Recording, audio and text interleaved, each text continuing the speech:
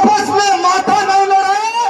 अगर जिसके ज्यादा गर्मी है तो मैं उससे निवेदन करना चाहूंगा कि सामने पुलिस जाकर खड़ी है, उनको जाकर आप करिए। सरकार तक संदेश चला जाएगा कि लोगों में डूंगरी बांध के खिलाफ भारी आक्रोश है। साथियों, मैं आपसे निवेदन करना चाहूंगा कि अभी सरकार और यहाँ का प्रशासन कह रहा है कि 13 जिलों को यहाँ का पानी देंगे, लेकिन मैं यहाँ की जनता की ओर से चेतावनी देना चाहूंगा इस राजस्थान सरकार को और यहाँ के शासन और प्रशासन को कि आप तो 13 जिलों को पानी का हमारे यहाँ से एक बाल्टी पानी नहीं जाने देंगे, जाएंगे यहाँ से मर जाएंगे।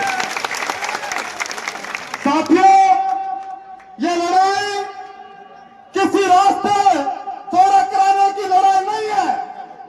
यह लड़ाई पानी और बिजली की लड़ाई नहीं है। यह लड़ाई हमारे विरासत को बचाने की लड़ाई है। आप सभी साथियों से मैं निवेदन करना चाहूंगा कि अगर किसी भी भाई को यह लग रहा हो आज इस मंच के माध्यम से कि हमारा अभी भाई आपस में झगड़ रहे थे कि हम आपस में यहाँ आएंगे और भाषण सुनकर घरे चल जाएंगे, यह लड़ाई ऐसे नहीं लड़ सकते। इस लड़ाई को लड़ने के लिए, हमारी विरासत को बचाने के लिए हमें सर पर कफन बांधना होगा और हाथों में अंगारा लेने होंगे।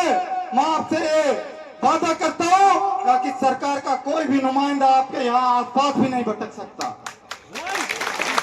और मैं ये चेतावनी देना चाहूंगा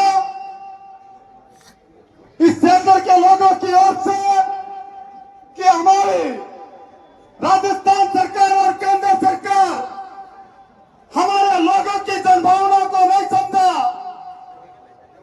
और इसे डूंगरी बांध रद्द करने का निर्णय वापस नहीं लिया, तो आप ये मत सोचिए यहाँ से 10 किलोमीटर की दूर पर मलाना स्टेशन रेलवे ट्रैक की दूरी दूर नहीं है। साथियों, मैं आपको बताना चाहूंगा कि दुनिया में कोई भी लड़ाई तभी लड़ी जाती है और किसी लड़ाई को लड़ने के लिए और उस लड़ाई को जीतने के लिए एकता सबसे जरूरी होती है। आप चाहते हो कि आपके बच्चे आपके द्वारा बनाए गए घरों में रहे? क्या आप चाहते हो जिसमें आपने खून पसीना मजदूरी करके जो घर बनाया, वो मकान बनाया, अगर आप चाहते हो तो अपने जीवन को दांव पर लगाकर यह लड़ाई लड़नी होगी।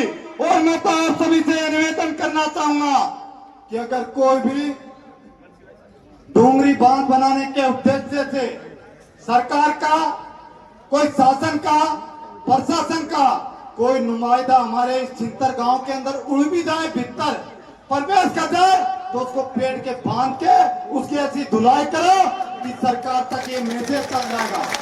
इस दुनिया में किसी भी चीज को हासिल करने के लिए आदमी को छोटे मोटे धमाके शुरुआत में कर देना चाहिए। अगर आप ऐसे सोचेंगे कि हम आगे जाके लड़ाई लड़ेंगे, अभी मैं किसी गांव में घुसा और घुसते मेरी पिटाई कर गाली तो मैं दोबारा सोचूंगा यार ये गांव बदमाश है, इसमें नहीं घुसूंगा। और हम तो हमारे बाप दादाओं ने खून पसीने की कमाई से बजरी की तगोरियां धो धो के हमारे लिए मकान बनाए हैं। एक गरीब किसान परिवार का आदमी के लिए एक मकान बनाने के लिए कई पीढ़ियां गुजर जाती है। अपने आप विचार करिए कि हमारी कौन सी पीढ़ी में जाकर हमें पहले छान छपरों में रहते थे, कोई 20वीं पीढ़ी में आके हमारे अब मकान बने हैं, तो आप लगाओ अंदाजा आपसे क्या बीतेगी। मैं आपसे ये वादा कर सकता हूं कि गलती से अगर आपने सोच लिया, अपने आप को कमजोर समझ लिया, अगर आप विस्थापित हो गए तो आप कटोरा लेके भीख मांगेंगे। भीख आपकी कोई नहीं तो कोई आपके बच्चों की शादी करेगा, कोई बिल्कुल रंडवा मरेगा सर। हमारी बच्चियों को क्यों देंगे?